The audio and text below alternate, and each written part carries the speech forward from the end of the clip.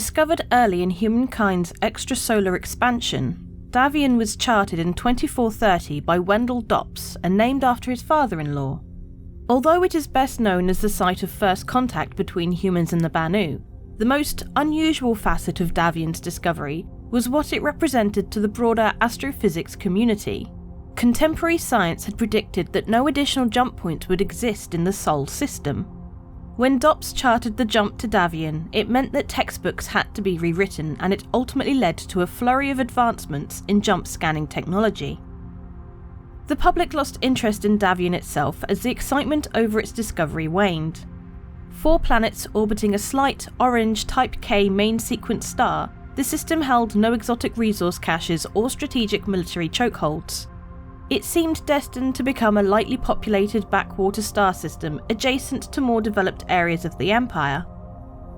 That all changed quickly in 2438. Vernon Tarr, an independent nav jumper running scans in the outer sector, encountered an alien vessel for the first time in human history. The ship in question turned out to be humanity's first introduction to the Banu Protectorate. The UNE quickly established a military-led watch station to take control of the situation, and the first interstellar treaty with a delegation from the Protectorate slowly took shape. The ultimate irony for all parties involved was that the ship originally engaged by Tarr was a fugitive fleeing civilization. Now, poised to become the jumping-off point to trade with the Banu, interest in the system skyrocketed. With the potential for exotic materials, alien technology, and more, the system was flooded with all forms of humanity, and the terraforming of Davien too became a priority. Within decades, it had developed into one of the more populated human worlds. A large, battered and grey rock that is visually similar to Earth's moon, Davien 1 makes a reasonable poster child for the concept of a flyover world. Coreless and without many interesting minerals, few find reason to set foot on the planet. Davien 2, named Sestulus after terraforming was completed in the second half of the 25th century, is the system's only habitable world. The end result is a less than ideal thin atmosphere.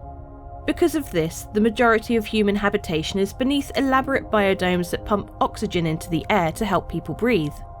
While its title as the Gateway to the Eastern Empire may have been taken by Corel, dozens of major cargo runs still crisscross the system, and shipping still makes up a significant portion of the world's economy. To that end, the planet is dotted in spaceports with facilities to entertain and supply long-haul transport crews. Jatta is Sestulus's most emblematic city. Located underneath an ever-expanding warren of air production facilities, the city is most famously home to Aegis Dynamics corporate headquarters and initial production facilities. The base primarily produces components rather than a particular ship design.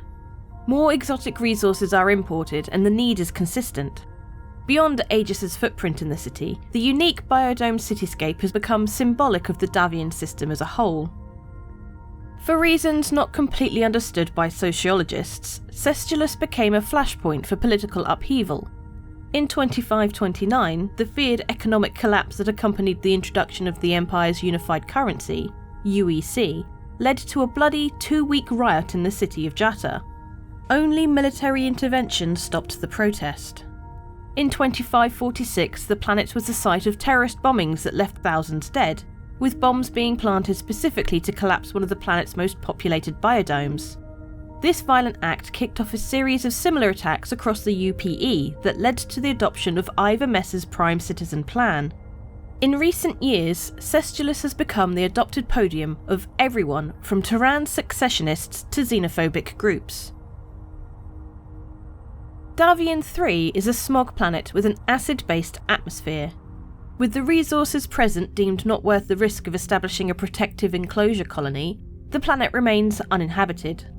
Rumours do persist that Davien 3 is a dumping ground for troublemakers and others who find themselves on the wrong side of the region's organised criminal syndicates.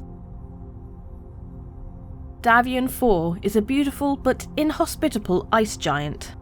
Owing to its proximity to the system's jump point out to Cathcart and its atmospheric stability, a naval station was established in Davien 4's orbit. Retired in the 29th century on the heels of military cutbacks and strengthening xeno relations, Today, the base is the Banu Friendship Museum, where visitors can learn an overly simplified story of humankind's interactions with the Protectorate. Few tourists are interested enough to make the trek to the system's outer reaches, however, and the museum is constantly in danger of losing its funding.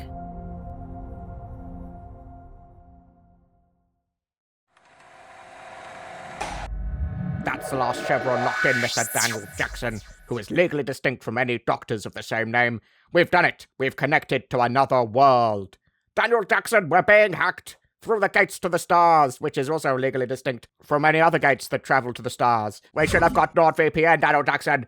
We would have been able to browse the internet safely, accessed our favourite content on Netflix, and we would have been able to have privacy. We would have had less of these Egyptian-looking snake people attacking us too. You should check out nordvpn.com/BoredGamer and get yourself a great deal on NordVPN. Just click the link in the comments section below. Every month we have a ship giveaway. For February, it's for a Crusader Spirit C1, the very cool looking multi-crew, multi-role competitor to the Cutlass Black and Freelancer. As it's a concept ship, you'll get a Cutlass Black until it's made flyable, you'll get lifetime insurance with the ship, and a game package for Star Citizen 2, so all you need to play. Just comment on any of my videos made during the month to be in for a chance of winning that. If you would like to further support the channel, then consider becoming a Patreon or using that join button under my YouTube videos to become a channel member. It goes a massive way to helping us make videos every day, and you'll get some exclusive content from me and Zinnia from time to time too. Become a board gamer today!